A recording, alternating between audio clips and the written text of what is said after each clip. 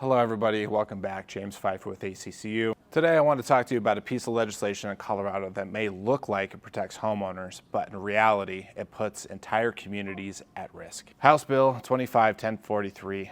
I promise you I've tried to work with these legislators in the past, and what we think is best for communities in Colorado is largely ignored. So the best I can do is talk to you today in hopes that Governor Polis hears this and vetoes House Bill 1043. This bill is being sold to you as a way to protect residents from aggressive homeowners associations. But if you look at it a little closer, you'll see this bill subsidizes non-paying owners at the direct expense of those who follow the rules and pay their assessments on time. So let me break it down. This bill dramatically slows the collection process. It has layers of bureaucracy, mandatory delays, and compliance hurdles before an association can collect any money owed.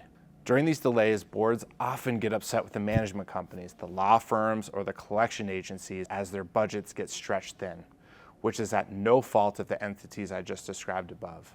These new laws our legislators feel are best suited for Colorado homeowners are protecting non-paying members of the community. No late fees, no interest, no real consequence for not paying. So who picks up the tab? The people who do pay their assessments. Their money gets stretched thinner to make up for those who aren't contributing. In short, responsible homeowners are forced to subsidize those who refuse to pay. This isn't just unfair, it's dangerous. Because when associations can't collect dues efficiently, they start falling behind on operating costs, repairs get delayed, insurance gets harder to maintain in an insurance market that is already intolerable. And the reserve funds meant to protect the long-term health of the building start to dry up. Does this sound familiar? Because it should. Those are the same warning signs we saw before the collapse in Surfside, Florida. That tragedy wasn't just a structural failure, it was a failure of financial governance. And this bill paves the way for the same risk right here in Colorado. Now let's ask a question no one seems to want to answer. Who is really benefiting from this legislation? Because it's not the homeowners trying to protect their investment. It's not the volunteer boards that were trying to hold things together. This bill seems to reflect the priorities of a small group of lawmakers looking to get reelected, activists, attorneys, and lobbyists who've convinced lawmakers that delay and red tape equals justice. That, my friends, is what we call regulatory capture. When legislation stops serving the majority and start protecting a few, we all lose. House Bill 1043 doesn't just create inefficiencies, it creates real risk of financial collapse, risk of community division, and yes, risk of another structural tragedy. All right. When your community starts to struggle to pay the landscaper, share this video.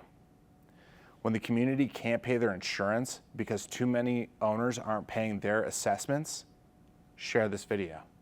And when you're upset at your management company or your law firm over collections and how slow it is, watch this video. These laws will continue to drive up prices for communities.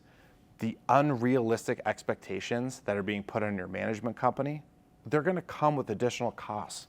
The 6-month super lien, when a unit is foreclosed on, no longer makes sense in Colorado, as what we expect from this new legislation is roughly 4 years of a unit owner being able to be delinquent prior to that unit transitioning over to a good paying unit owner. That time frame is just an assumption, as the implementation of this new law comes in just as the 18-month payment plans from House Bill 1137 are coming due. Seems a little weird. Then the introduction of House Bill 1233 interrupted the payment plans that were scheduled under 1137. And now 1043 is interrupting both 1233 and 1137. These laws just aren't fair. They're not here to protect the owners in our associations that we are working hard to make sure your investments are protected. And we're asking you to reach out to your governor. Reach out to Governor Polis. Ask him to veto this bill. This needs to have more owner input, and we need to be heard as the management companies representing your best interests. So, my name is James Pfeiffer. I'm with ACCU. If you got more questions about House Bill 1043, you can always feel free to reach out to me. My direct line is 303-733-1121. And as always, until next time, I look forward to bringing you additional educational content. See you then.